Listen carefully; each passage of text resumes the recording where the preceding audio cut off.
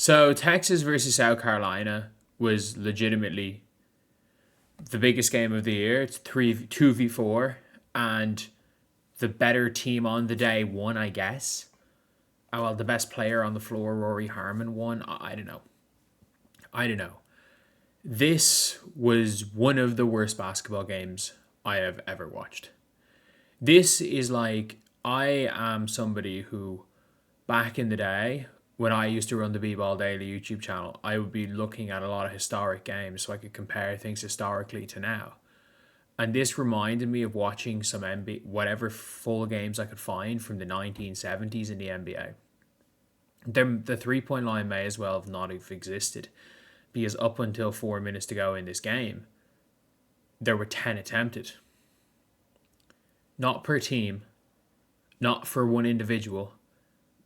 In all, there were 10 3-pointers attempted through 3.5 quarters in this game. I'm watching pin downs for fadeaway middies.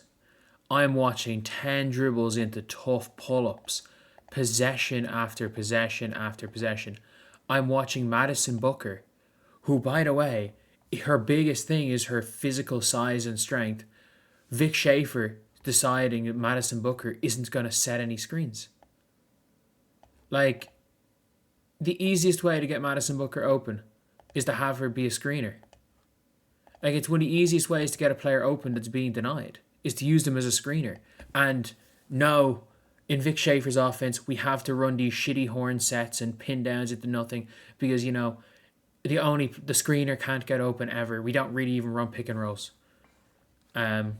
South Carolina, Joyce Edwards was insane through the first half, got into foul trouble, came on cold. A coat was okay, I guess. Raven Johnson, I didn't score well, but I thought she did an unbelievable job, Madison Booker. Even though Madison Booker hit some tough shots. She really did hit some tough shots. Raven Johnson ended the game on 5 points, 6 assists. I thought she was really good on defense. Like, if you're asking me who were the best players, I thought Joyce Edwards' first half was really good. Tessa Johnson hit some shots, but 2 of 7 versus 1 of 6. There were 13. Only one player on Texas attempted a 3-point shot. That's only one player on Texas attempted a 3-point shot. Can we just take that into account? Only one player on this team attempted, not scored, attempted a 3-point shot. They went 7 deep. And one of them attempted a 3-point shot. At least Lee shot 6 of them, I guess. She was 6 of 18. At least she shot 6 of them. Was she, is she somebody, did she play for Texas the whole time? Yeah, so she's a sophomore. At least she attempted 6 of them. How many threes did she attempt a game last year? 2.7. At least she's attempting 5 per game this year at near 40%. But you bring in Grace Prenter, who literally just shoots the 3 ball, and you don't play her. Again, because you don't believe in the 3 ball. The fact that these are some of the best teams in the country is legitimately concerning. UConn at least look good. UConn tend to look good at basketball. Both of these teams look terrible. There were so many Carlton and Oldacre. There were so many ping pong off the backboard to each other possessions. It was ridiculous. It was actually one of the worst games of basketball I've ever seen. And late on in the game, I'm not even joking, Tanaya Latson dived for a ball. And the ball was out of bounds. She dived. Her entire body was out of bounds when she touched the ball, which was out of bounds. And they let her call a timeout just so that South Carolina would have a chance to tie the game. And she then drew a foul and tied the game. If this is the showcase game of women's college basketball, this is going to be a garbage year. And I'm just going to say this right now. Thank God there were other games today. Thank God Michaela Blake's hooped. Thank God Michigan with Olivia Olsen and Silas Swords look good. Thank God. UConn, look, as much as you want to say UConn is a boring style of basketball, Like, as much as you want to say, I still think the way they move, the way they move, the way they shoot, they play ball the right way. Death by 1,000 cuts can sometimes be boring, but they play ball the right way. When you've got these two teams, and by the way, South Carolina stink. Tania Latson, there is a world where Tania Latson pulls a Tahina Pau and falls to like 10. She's not going to fall to 18, but she falls to like 10 in the draft. She looks very iffy. Like, I know she had 16 points tonight. She did not look good today. She did not look good. Tessa Johnson, I thought, looked like their best guard. Joyce Edwards is their best player. And Okota is good. She's good. In fairness to her, she is good. And there was one possession where she kind of caught a rebound and just pushed the floor and drove and kicked. And I'm like, holy shit. Like, again, when she first picked up a basketball, like Charlie's Ledger Walker was in college. She's only picked up a ball 5 years ago. Like, there is a world where she breaks into the top 6. I do think that world exists.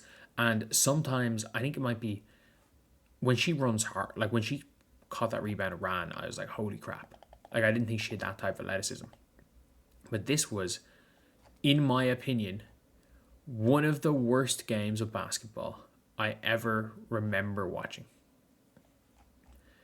Like, I cannot remember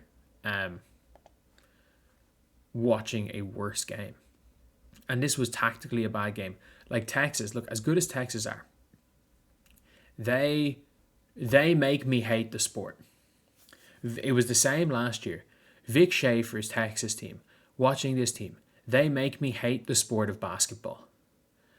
Everything that's good about the sport, they make me hate. They make Duke, who don't score the ball, look exciting. How do you make Madison Booker look like a boring basketball player? Madison Booker is so fucking good. Like, her ability to come down with the ball, like, she's going to be probably a 6'1" freight train point guard in the WNBA. I could see her running point guard in the W. Genuinely, I think that's probably, like, that's the most, because of her shoot, she's not even a bad percentage shooter. But it's easiest to have a non-shooter on the ball. I could see her being a point guard or a point power forward, like taking the ball up and then guarding power forwards. To do that, she should probably be setting an occasional screen because her mid-range shot is pure. Madison Booker's fluidity moving is like something, it's Juju-esque, except I think she's more athletic. Like Madison Booker she doesn't have the same kind of body fluidity. I just think she's fast. She might be faster. But how do you make Madison Booker look boring? Like, that is what Vic Schaefer has done, and I get it, he's winning. Rory Harmon going and hitting the fadeaway. She's hooping this year, in fairness. She is hooping. I still thought Raven Johnson, her defense was exceptional. Madison Booker took some real tough shots. I thought Raven Johnson's defense looked very good today. She just didn't really take many shots. I think a couple of passes were a little bit off, but I thought she was okay today. But all in all, we all know Dawn Staley sucks all the fun out of the sport of basketball. But I'm sorry. This Texas team are literally like, at least when you're killing teams, can you just put on Grace Prenter? Can you just put her on? She'll at least light it up. She'll light it up. And, you know, it'll be good to see an Irish person on the floor. And Texas won. I'll support all the teams with Irish players. Quinnipiac. I'll support, whatever. I blanked on her name. She was on the Irish 20s team this year. Izzy Sullivan, I think. Whatever team she's on, I have no idea. Oklahoma for Emma Tolan from Cavan. Obviously Texas from Grace Prenter from Dublin. And then hopefully Gandhi starts playing for UConn. So I don't hate UConn this year, don't worry.